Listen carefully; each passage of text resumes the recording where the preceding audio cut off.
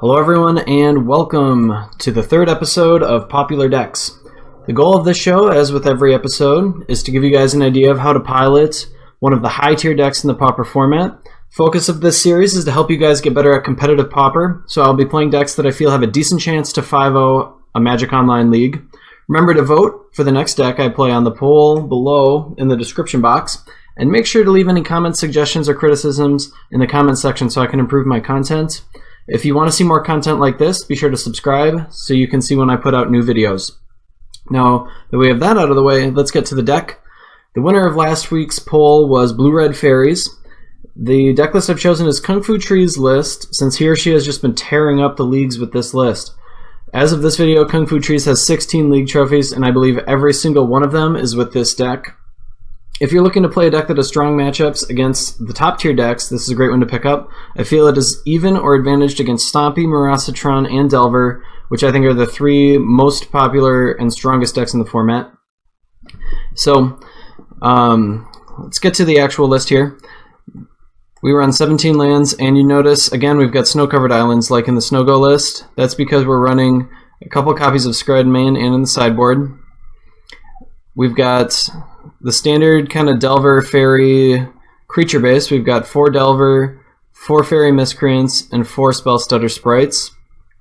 This is pretty standard for all Delver lists, and the 4 ninjas to go with them. One thing that's unusual for Delver lists, normally they don't run Seagate Oracle, and they have some copies of either Phantasmal Bear or Spire Golem. We've lost the Spire Golems, obviously, since we have some mountains, and we're not running any Phantasmal Bears because we're a little bigger. We're going a little bit bigger than that. We're not quite so all-in on the aggressive plan.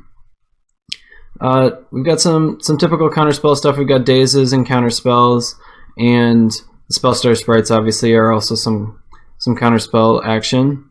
We're running the full 4 Preordain, and then we've got 3 Ponders and 2 Brainstorms. Brainstorms are great with our 6 Shuffle effects, and you can also use Ponder as a shuffle effect as well. For removal, we've got the 2 Screds I mentioned earlier. We've got 4 Lightning Bolts and 1 Vapor Snag. And then to round out the rest of the deck, we've got 3 Gushes for some card advantage. It's also great with Brainstorm again. You can gush back some islands, brainstorm them back into your deck, shuffle them away with our shuffle effects. And then finally, we've got 1 Dispel, just the Miser Dispel.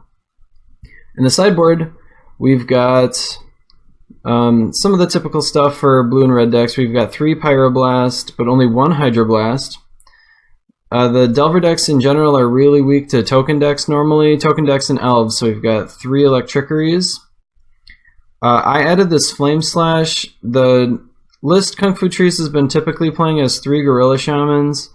I kind of think Gorilla Shaman is sometimes a little overrated against Affinity. If you don't have it right away and they're able to land any of their 4/4s, suddenly you can't do anything about it. So I wanted 1 Flame Slash over the 3rd Gorilla Shaman. Plus it's a little more flexible. I can bring it in against Stompy and some other decks. We've got Stormbound Geists, which are great in the mirror, and we're already great in the mirror in general. They're also good against any sacrifice type decks. Seagate Oracle is similar. It's great against sacrifice decks, good against Stompy, it blocks. Finally, we've got 1 last Scred for another big removal spell.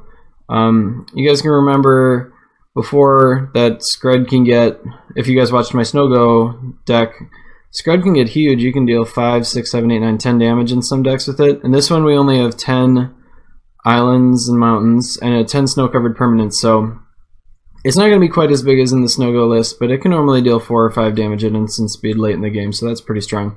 One thing you'll notice about this deck is there's no Mulldrifters. We don't go quite that big, so we're a faster tempo deck. We're not playing really long grindy control games. We're trying to kill our opponent quickly. So with that, let's get to some games.